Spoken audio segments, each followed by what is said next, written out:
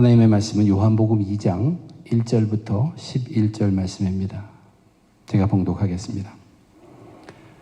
사흘째 되던 날 갈릴리 가나에 혼례가 있어 예수의 어머니도 거기 계시고 예수와 그 제자들도 혼례의 청함을 받았더니 포도주가 떨어진지라 예수의 어머니가 예수에게 이르되 저들에게 포도주가 없다 하니 예수께서 이르시되 여자여 나와 무슨 상관이 있나이까 내 때가 아직 이르지 아니하였나이다. 그의 어머니가 하인들에게 이르되 너희에게 무슨 말씀을 하시든지 그대로 하라 하니라. 거기에 유대인의 정결 예식을 따라 두세 통 드는 돌 항아리 6이 놓였는지라. 예수께서 그들에게 이르시되 항아리에 물을 채우라 하신즉 아귀까지 채우니 이제는 떠서 연회장에 갖다 주라 하심에 갖다 주었더니 연회장은 물로 된 포도주를 맛보고도 어디서 났는지 알지 못하되 물 떠온 하인들은 알더라. 연회장이 신랑을 불러 말하되 사람마다 먼저 좋은 포도주를 내고 취한 후에 낮은 것을 내거늘 그대는 지금까지 좋은 포도주를 두었도다 하니라. 예수께서 이 첫 표적을 갈릴리 가나에서 행하여 그의 영광을 나타내심에 제자들이 그를 믿으니라. 기도하겠습니다. 하나님 아버지 감사합니다. 오늘도 하나님의 백성들이 예수 그리스도의 이름으로 주님의 날로 구별하여 하나님께 예배드리게 하심을 감사합니다. 이 시간 하나님께서 주장하셔서 하나님의 말씀 온전히 역사하도록 인도하여 주시옵소서. 부족한 자 지켜주시고 하나님의 뜻만이 온전히 전해지도록 도와주시옵소서. 하나님 앞에 겸손함으로 드리는 이 귀한 예배에 은혜로 충만케 해 주시옵소서. 예수님의 이름으로 기도드립니다. 아멘. 예수께서 이 첫 표적을 갈릴리 가다에서 행하여 그의 영광을 나타내심에 제자들이 그를 믿으니라. 예수님께서 갈릴리 지역 나사렛 근처의 가나라는 조그만 초원에서 물을 포도주로 변화시킨 그 사건을 요한복음은 예수님의 첫 표적이라고 이곳에서 강조하고 있습니다.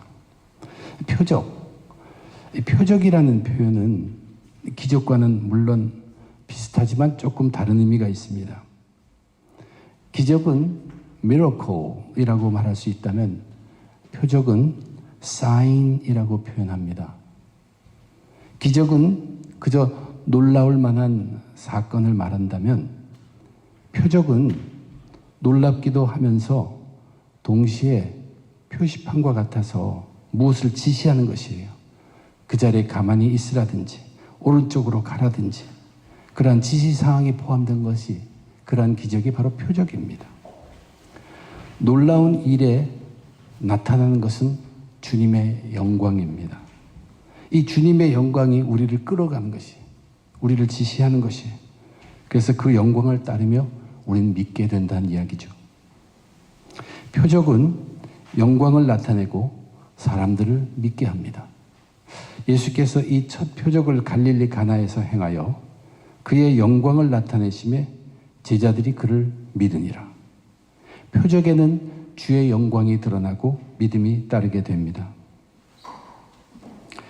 나다나엘이 성경을 읽고 기도할 때 예수님께서는 전혀 다른 정소에서도 그 내용과 그 마음까지도 다 간파하신 것은 놀라운 일입니다. 나다나엘은 예수님의 이 말을 듣고 거기서 주의 영광을 보며 그분을 하나님의 아들로 이스라엘의 임금으로 고백합니다. 그는 주의 영광을 보고 예수를 믿은 것이죠. 그러므로 그 사건은 나다나엘에게는 표적이 됩니다. 그런데 요한복음에서는 그 나다나엘과 예수 사이에 그 일이 있은 지 사흘 후에 예수님께서 가나에서 혼인잔치 때 베푼 기적을 첫 표적이라고 강조합니다. 왜 그 전 것은 그렇게 표적으로 말하지 않고 이것을 표적이라고 했을까? 그렇다고 이 복음서를 가만히 살펴보면 이것이 첫째 표적이고 이것이 둘째 표적하면서 계속 이야기가 나오지 않습니다. 군데군데 주님께서는 계속적으로 표적을 베푸십니다. 그러므로 여기 첫 표적이라는 말은 꼭 순서적으로 처음이라기보다는 이것은 대표적인 표적이라는 그런 의미가 있습니다. 상징적으로 모든 표적을 대표하는 그러한 표적이 될 수 있다는 것이에요. 예수님의 그 대표적인 표적, 이 표적을 우리가 바로 이해하면서 우리 모두도 이제 우리의 믿음을 바르게 정진하기를 바라는 마음 간절합니다.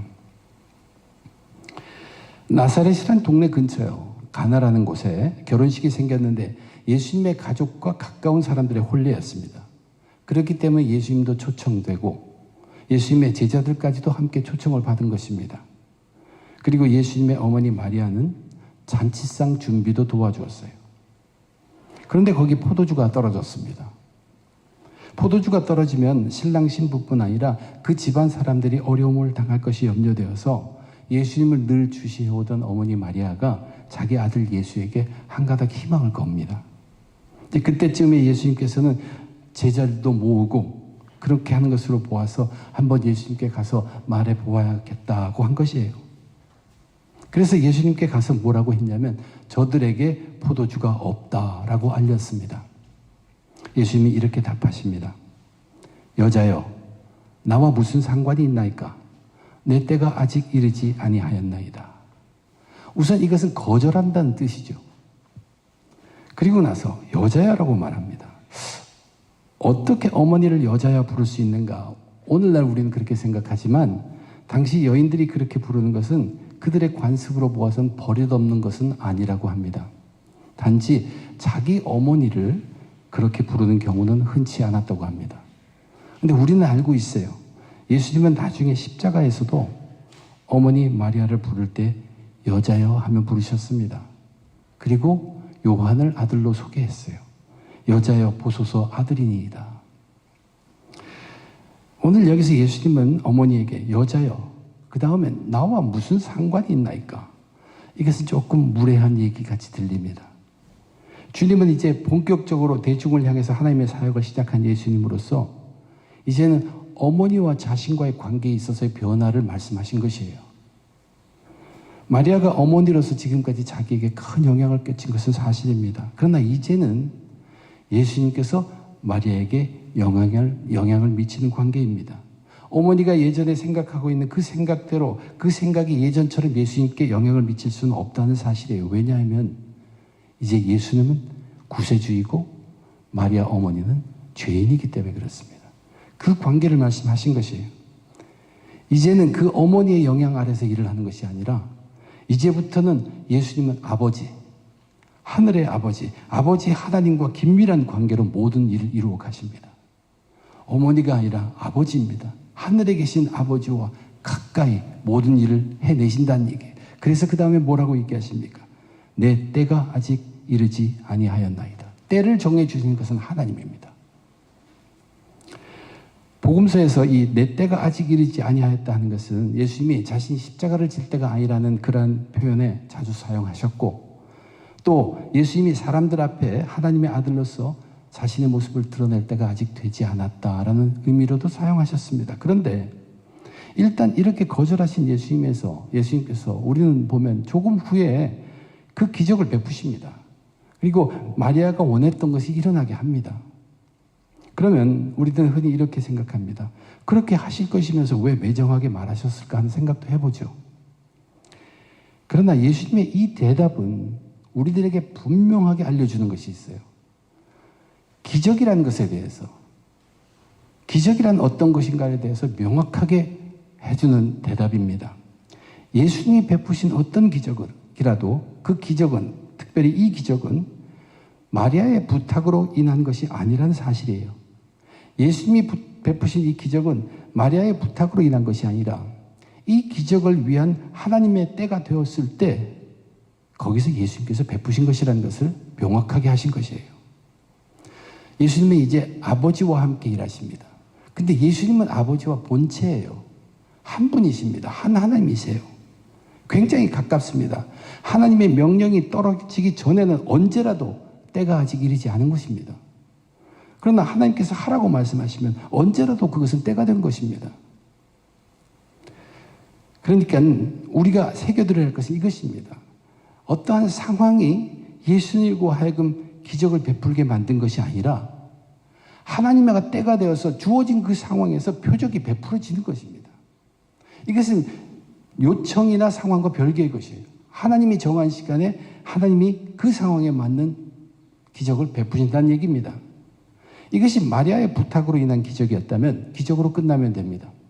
사람들은 놀라고 또 사람들은 즐겁고 신랑 신부가 무한당하지 않고 그러면 끝입니다. 그러나 이 기적은 놀라고 즐기고 그냥 다행이라고 하는 것이 목적이 아니라 그 기적을 통해서 주님의 영광을 드러내야 합니다.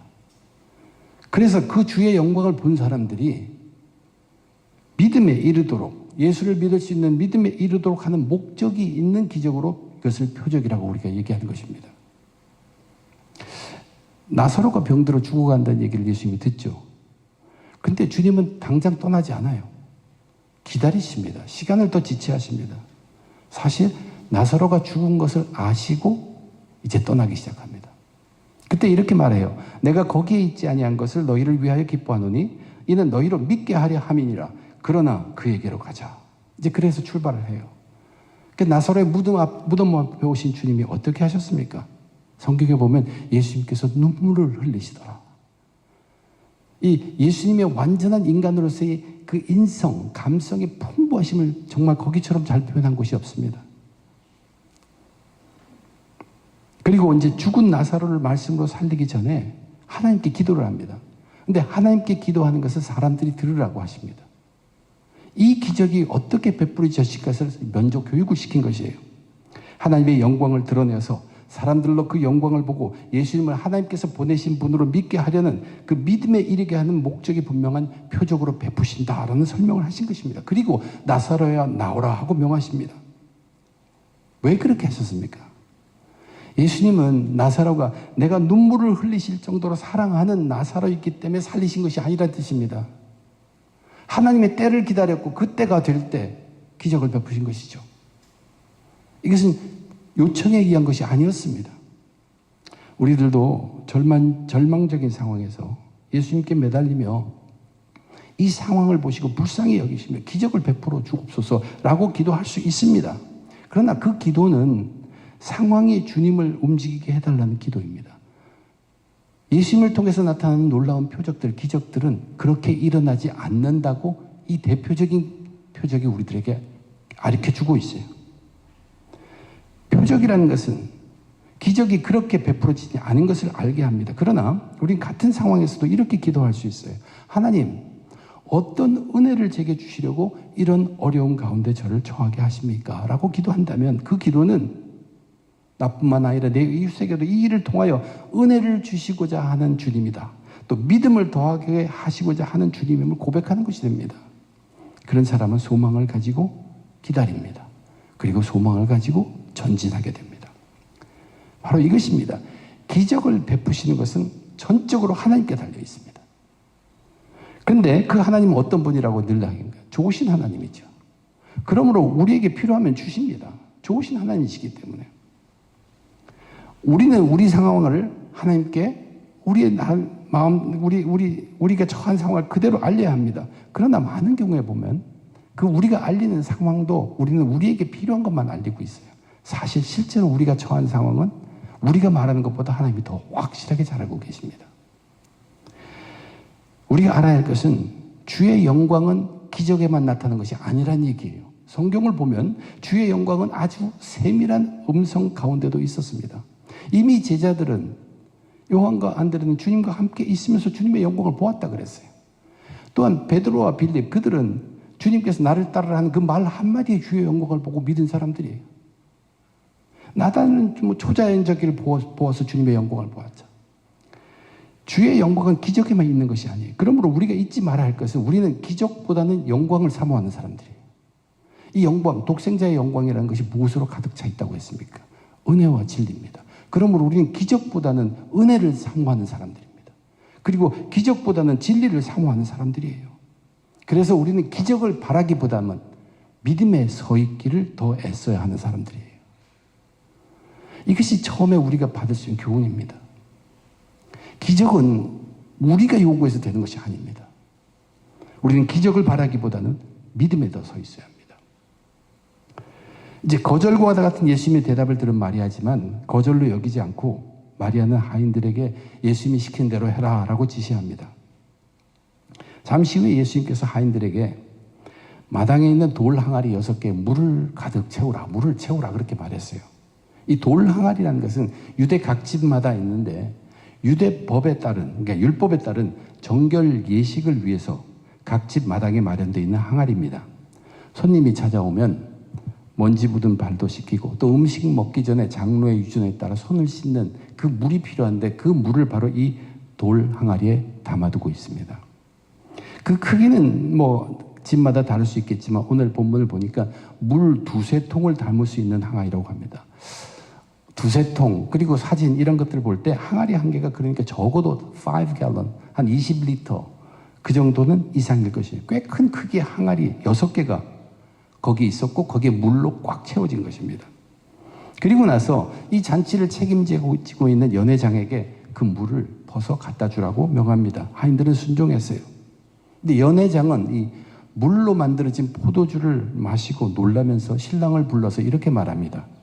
사람마다 먼저 좋은 포도주를 내고 취한 후에 낮은 것을 내거늘 그대는 지금까지 좋은 포도주를 두었도다. 물을 항아리에 부었는데 항아리에 있는 그 물, 그것을 맛을 보니까 아주 좋은 포도주더라는 것이에요.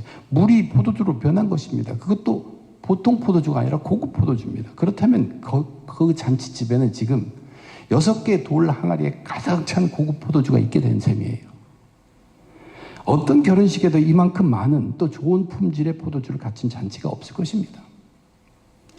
이 표적이 그러면 예수님의 첫 표적이라고 말한 근거가 우리 이 상황에서 무엇이라고 찾을 수 있습니까?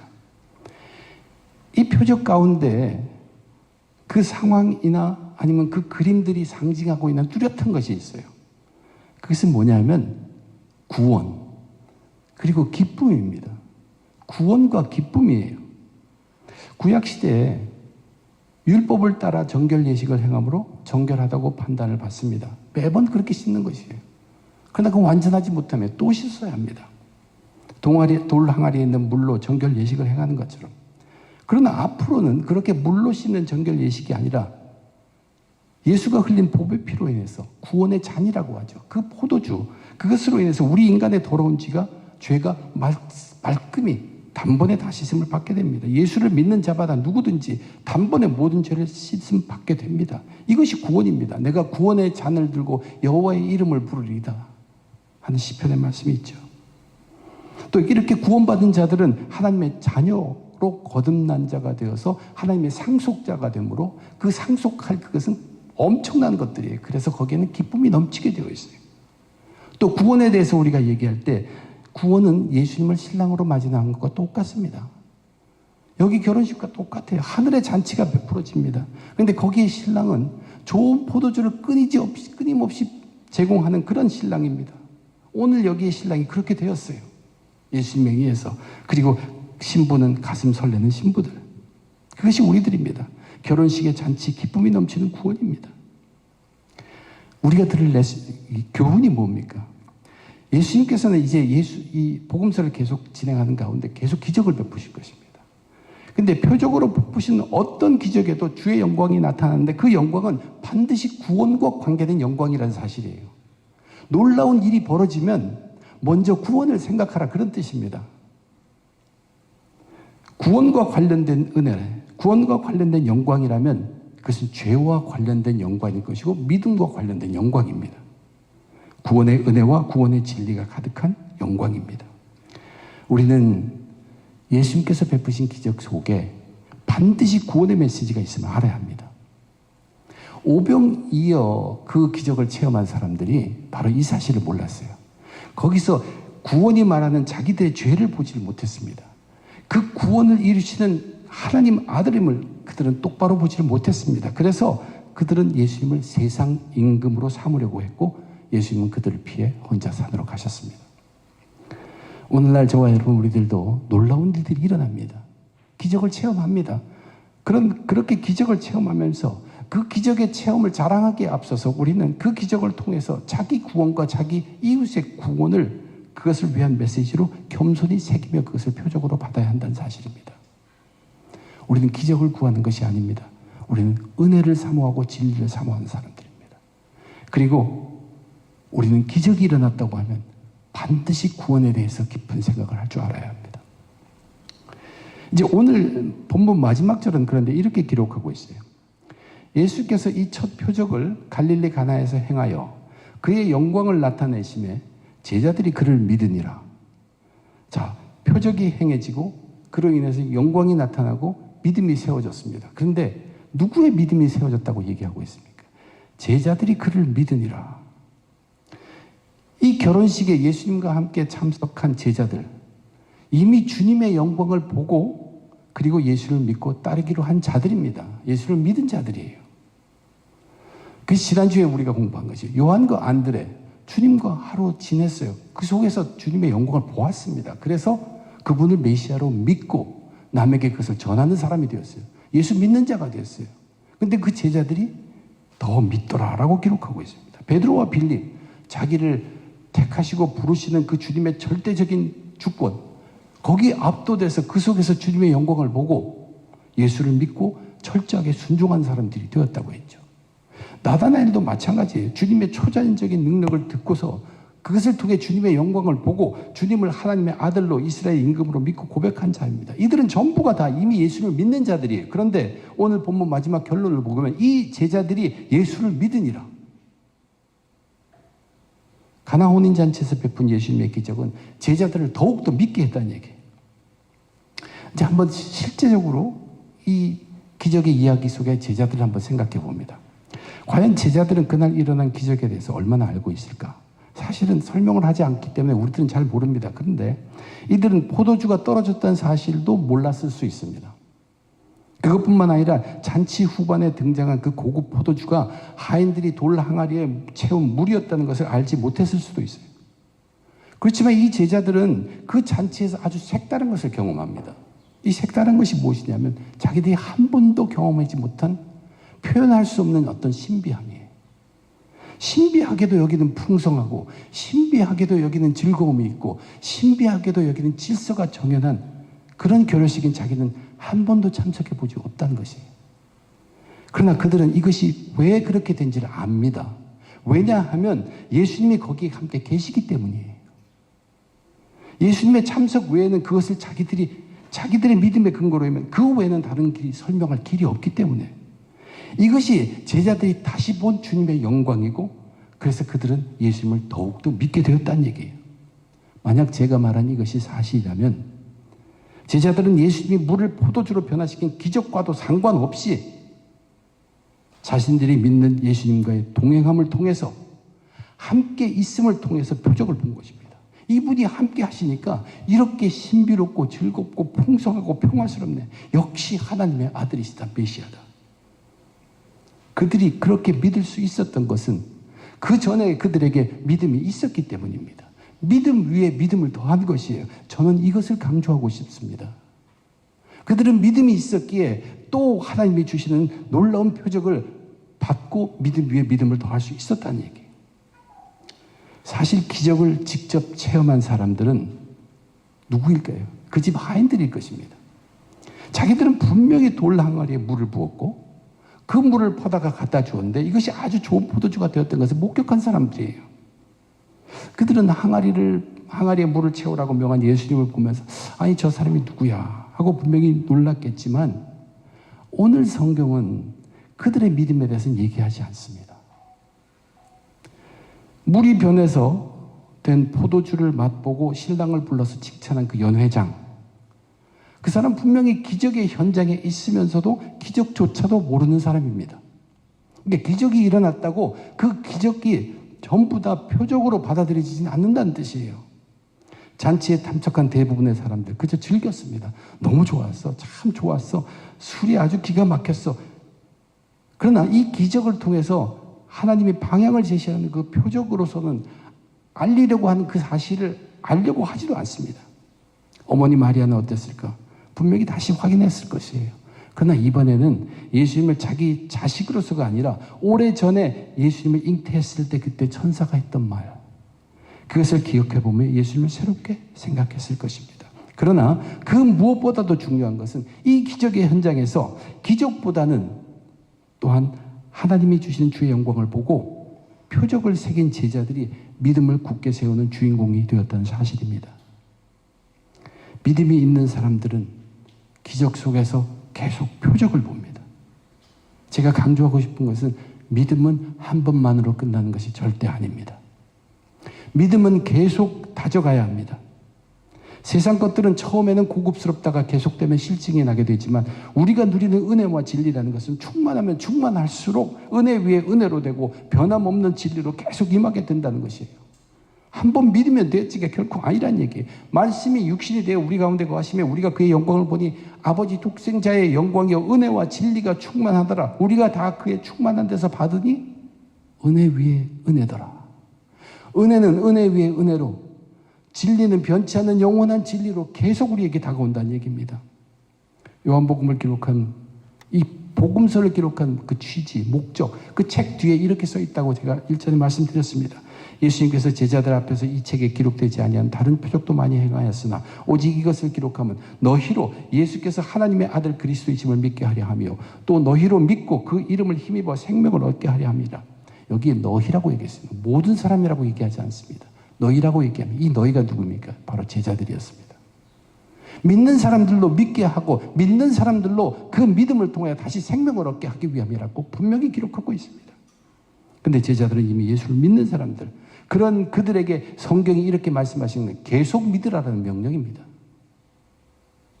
우리는 계속 믿어야 합니다. 목사가 되었다고 자기 믿음을 중지하는 것이 아닙니다. 계속 믿어야 예수 이름을 부르면서 살아있게 됩니다. 예수 이름을 힘입어 생명을 얻는 것입니다. 첫째, 어머니가 아니라 아버지라고 그랬죠. 어머니에게 극진히 효도했던 예수님은 어머님 말씀 따라 기적을 베푸신 거 아니냐. 이제 하늘에 계신 아버지와 정말로 가까이 일을 하십니다. 오직 때가 되었을 때 하나님 아버지의 뜻에 따라 그 상황에 필요한 표적을 베푸신 것입니다. 우리 그리스도인들은 기적을 바라는 사람들이 아닙니다.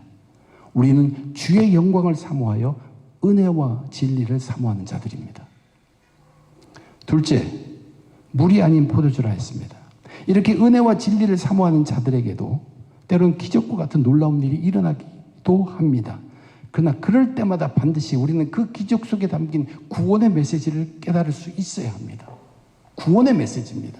이 세상의 허망한 내 편안함이 아니라 구원의 메시지입니다. 하나님이 놀라운 일을 베푸실 때는 그 가운데는 구원의 메시지가 반드시 있다는 사실을 우리 그리스도인들이 잊지 말아야 합니다.